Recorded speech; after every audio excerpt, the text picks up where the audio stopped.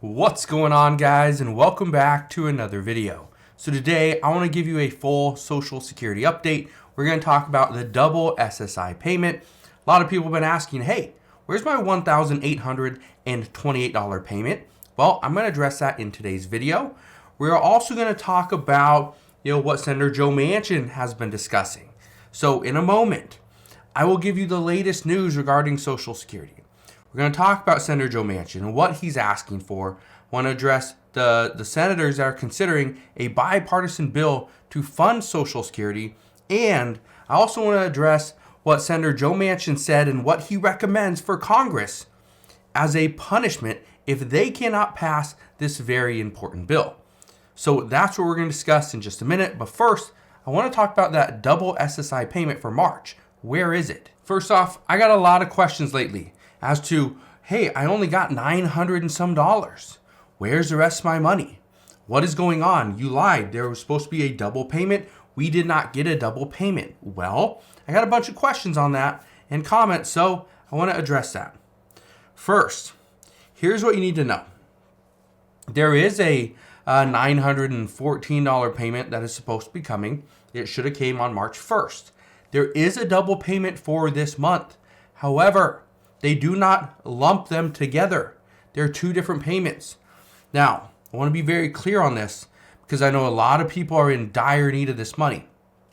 First, this double SSI payment for March is not going to be one big payment. This is broken down into two separate payments. They will both be around $914. It could be a little bit different. All right. The reason for this is actually pretty simple. Normally, you get your SSI payment on the first of the month. However, the first of the month for April falls on a Saturday. This means that your SSI payment for April is going to come a little bit early, which means you're going to get it instead of Saturday, April 1st, you will get it on Friday, March 31st. That is that double payment for March, okay? That's the reason why you're not getting a $1,828 payment on the first of this month. All right. Now, the other question that I got yesterday, a handful of people sent me this, is they asked this question: why am I not getting the full SSI payment? I've never received $914. That figure is a lie. Here's the truth. The reason that you may not get your full $914 payment, that's for an individual. I believe it's $1,371, something like that, $71 for a couple. These amounts, these are the set amounts, but these amounts do not account for any deductions, such as your combined, I think it's a 7.65% tax rate for Social Security and Medicare. They don't account for that. So if you're missing some of your check, this is likely the reason why. Okay? So that hopefully answers your question why either you didn't get your SSI payment, you didn't get the full amount, or what's going on with the double payment. You didn't get a double payment. Hopefully that answers that question. But if you have any additional questions, please ask your questions down in the comment section below. Now, let's talk about Social Security for a second. Well, Senator Joe Manchin told President Biden something just the other day.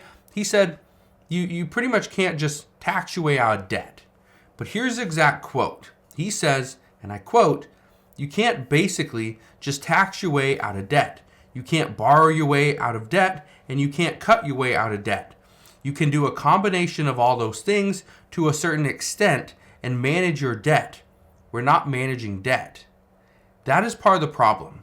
Is Senator Joe Manchin says you can't tax your way out of debt, and you can't. Well, technically you could, but if you continue to spend, it makes it very difficult. So you can tax your way, you can borrow your way, and you can cut your way. Those three things. You have to do a combination. That is what he is saying. And Senator Joe Manchin is urging Democrats to work alongside Republicans and create some spending cuts. But as far as what do they cut, this is where things get very tricky. Nobody wants to be the first one to say, hey, we need to cut this program or that program. That is part of the issue. And I just addressed this the other day, talked about a couple different cuts. One, we are seeing a reduction in spending as far as nutrition assistance or SNAP benefits, also known as food stamps. So we're seeing that started at the beginning of this month, so just a couple days ago. We're also seeing that there's a high likelihood that the broadband assistance program, where they pay, I believe it's a $30 subsidy for internet. This goes out to, I believe, like 16 million households. Well, this is going to end this year. So this is another cut that we're going to see where this spending is not going to continue. So again, outside of these programs, it gets very tricky. Do we make cuts to Social Security? A lot of people say no, we can't do that. But then some are still saying we need to raise the full retirement age from 67 up to age 70, which that would essentially be a cut. So again, there's a lot of questions here, but as soon as we get more information, I promise I will fill you in on all the latest news and updates.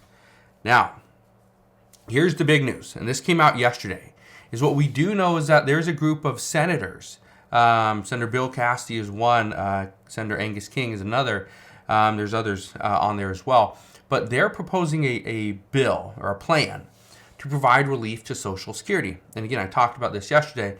A lot of people were wondering, well, this sounds really good. Why aren't we moving forward with it? Well, it's just not the right time yet. According to experts, they say we have to get into April. The reason, again, is crazy, but the reason why we need to get into April is because right now lawmakers are tying the debt ceiling with Social Security. Well, how can we address Social Security if we do not know when the U.S. government is really going to run out of money?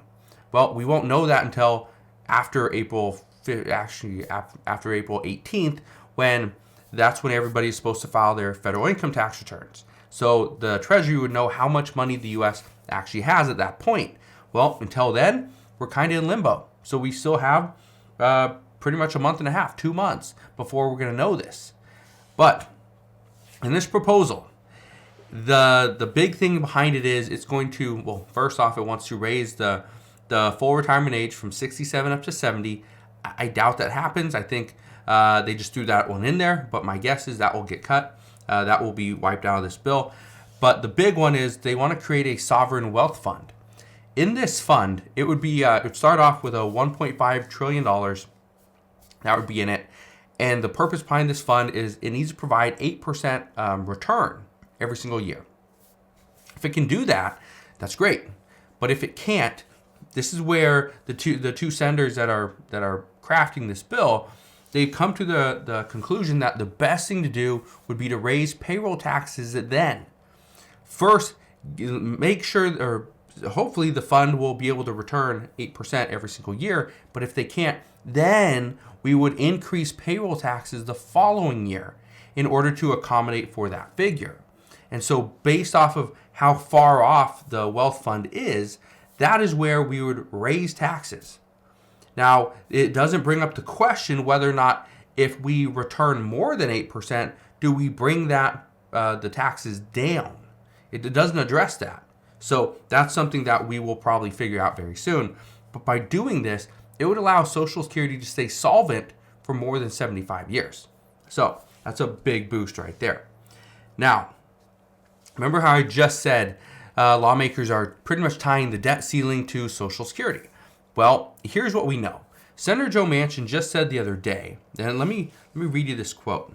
He says, and I quote, "My Democratic friends don't want to say a word about our out-of-control spending and our outright refusing to even talk to Republicans about reasonable and responsible reforms. We're going to pay our debts. We have to pay our sins of the past. But can't we at least sit down and discuss? Can we even talk about that and see if there's a pathway forward?"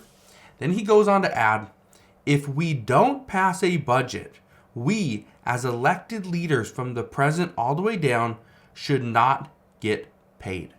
Period." That's what he says. And I've seen a lot of comments from you guys that why do we elect these people to go in and represent us, and then we pay them, but at the same time they don't do their job. If anybody else in the world went into the office, didn't do their job, they are not going to continue to get paid for the next 2 years, right? We're not going to see that. But that's the way it works for our lawmakers. And so Senator Joe Manchin says, you know what? We shouldn't get paid if we cannot pass this budget. That is a big deal. So we're going to see what happens moving forward. But what I can tell you is the good news is there is talks, there's discussions, which means there is movement forward. So that's the good news. But as soon as I get more information, I promise I will fill you in on all the latest news and updates. Again, thank you guys for watching. Go ahead, do 2 things really quick. Hit that like button, also click that subscribe button, and I will see you guys on the next one.